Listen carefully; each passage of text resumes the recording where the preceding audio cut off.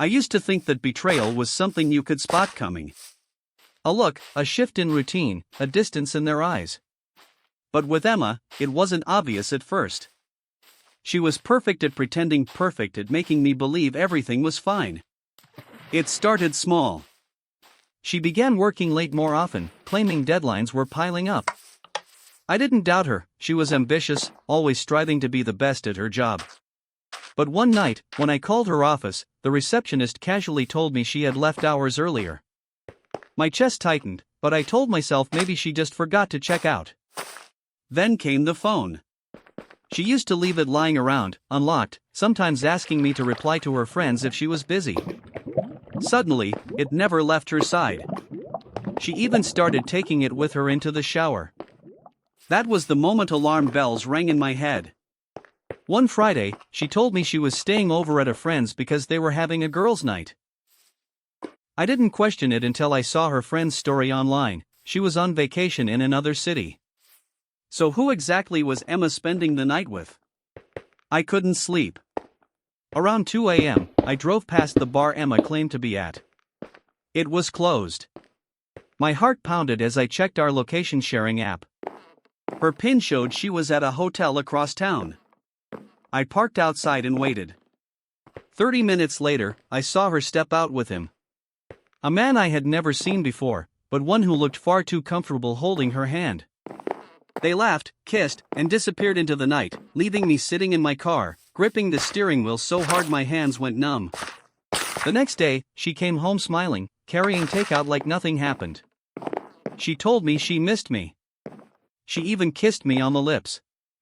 And I stood there, pretending I didn't already know the truth. For a week, I gathered proof. Screenshots, pictures, receipts.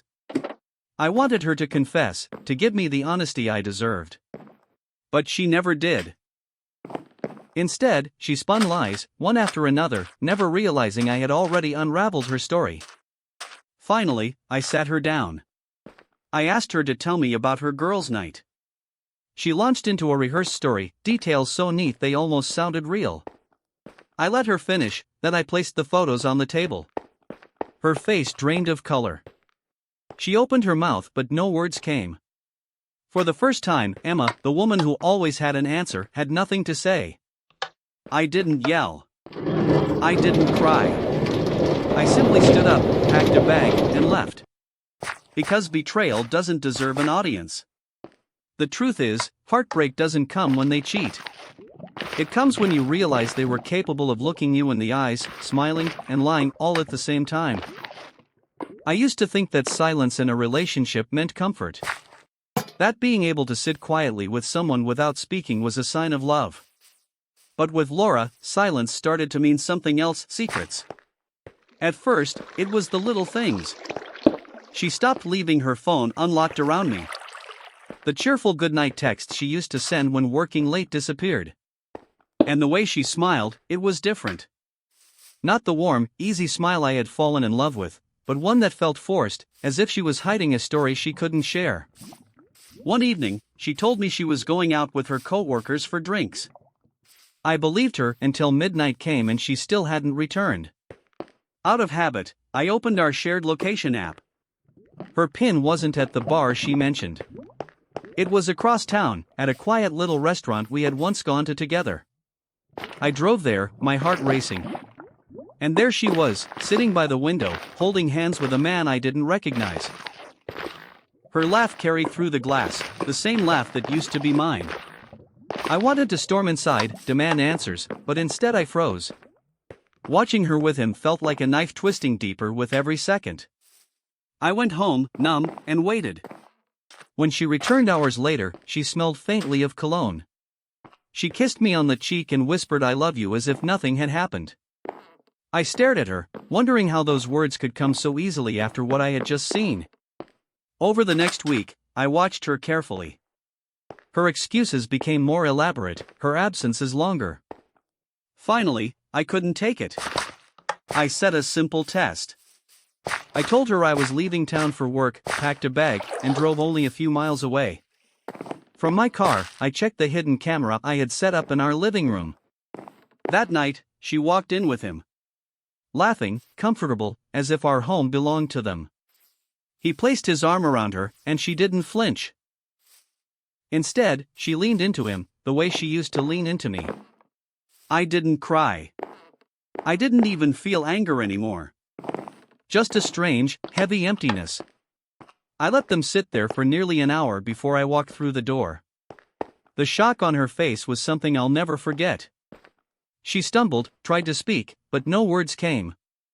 The man bolted, leaving her standing there, pale and shaking. I simply showed her the footage on my phone. No shouting, no accusations, just the truth. And sometimes, the truth is more powerful than any argument. That night, I packed my things and left. Because love can survive many storms. But once trust is shattered, there's no rebuilding it. I thought I knew what forever looked like. For 8 years, Daniel and I had built a life together. We survived tough times, celebrated victories, and shared dreams about our future. He was the one person I trusted more than anyone else. Or so I believed. It started with the little cracks. He began staying late at work more often, claiming endless deadlines. His phone, once left carelessly on the table, was now always turned face down. When I reached for it, he'd quickly grab it back, laughing nervously. I wanted to believe his excuses, but deep down, my gut whispered something I didn't want to hear. One Saturday morning, he told me he had to run to the office for urgent paperwork. Hours later, I went to the store and, by pure chance, saw his car parked outside a small hotel across town. My heart stopped. I stood there, frozen, staring at the license plate I knew so well. 1,000 thoughts rushed through my head.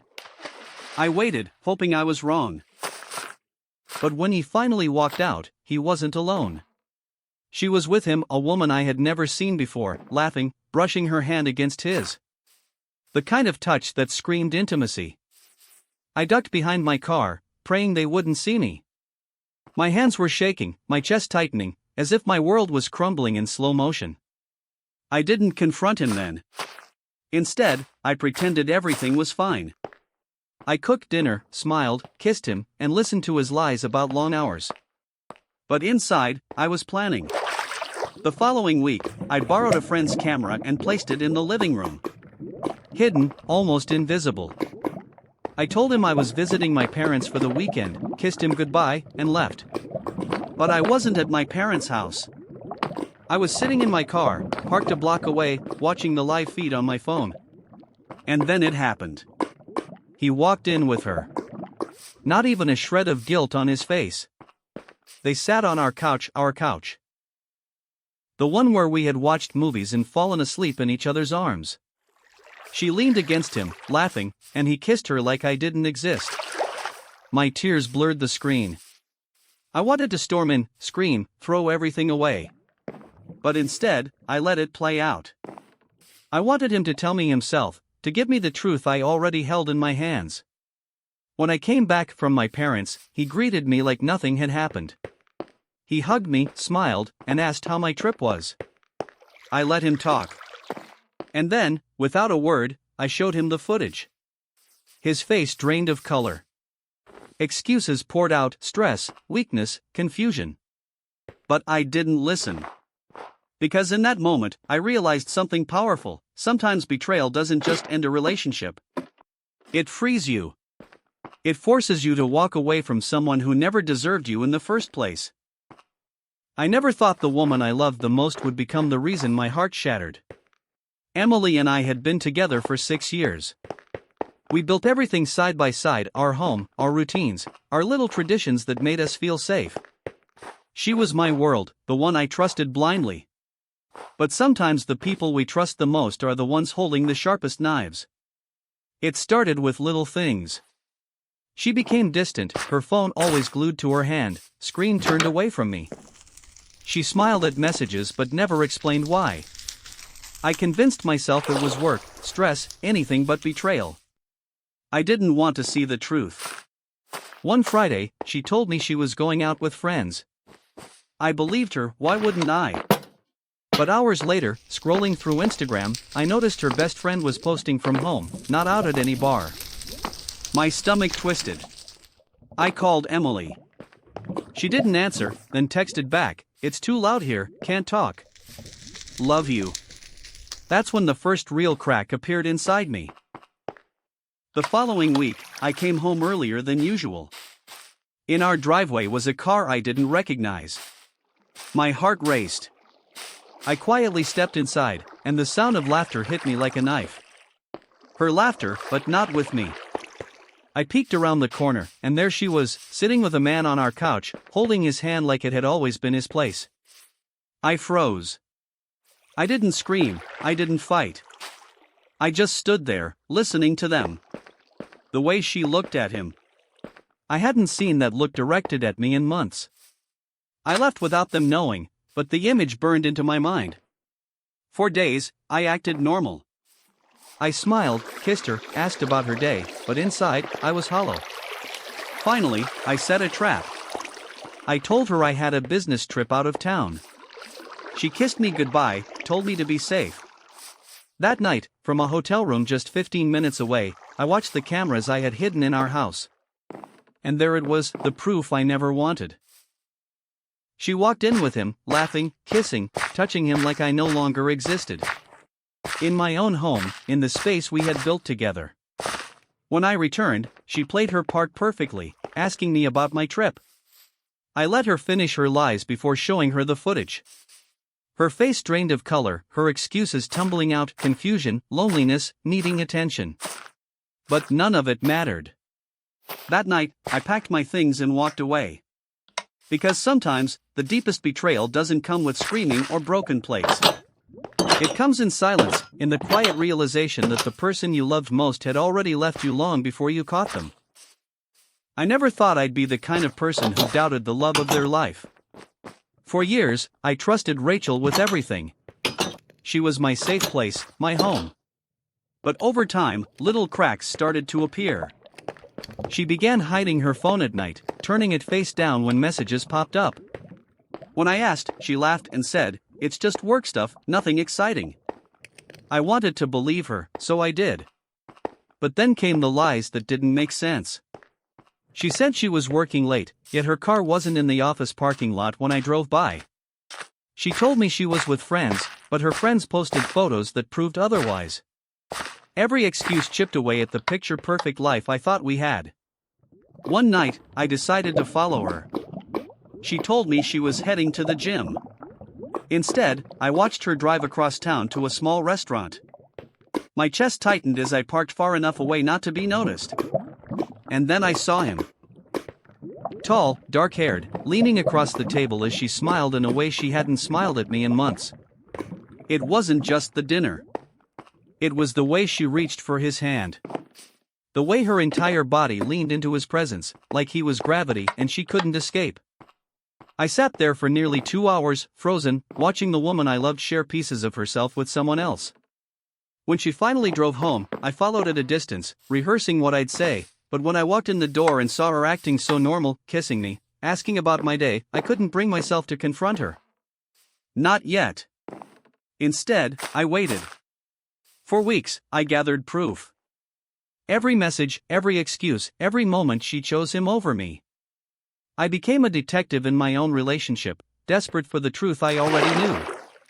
The breaking point came when she claimed she had to attend a work retreat. I checked her emails. No retreat. No meeting. Just a reservation at a hotel under her name. That was it. That was the final crack. When she returned, suitcase in hand, wearing that same fake smile, I didn't ask questions. I simply laid the evidence on the table. Photos, receipts, screenshots. Proof that her lies had finally caught up with her. Her face went pale. She stammered excuses, tried to twist the story, but the silence between us was louder than her words. That night, I realized something: betrayal doesn't just destroy love. It destroys the version of yourself that once believed in forever. And once it's broken, you can never go back.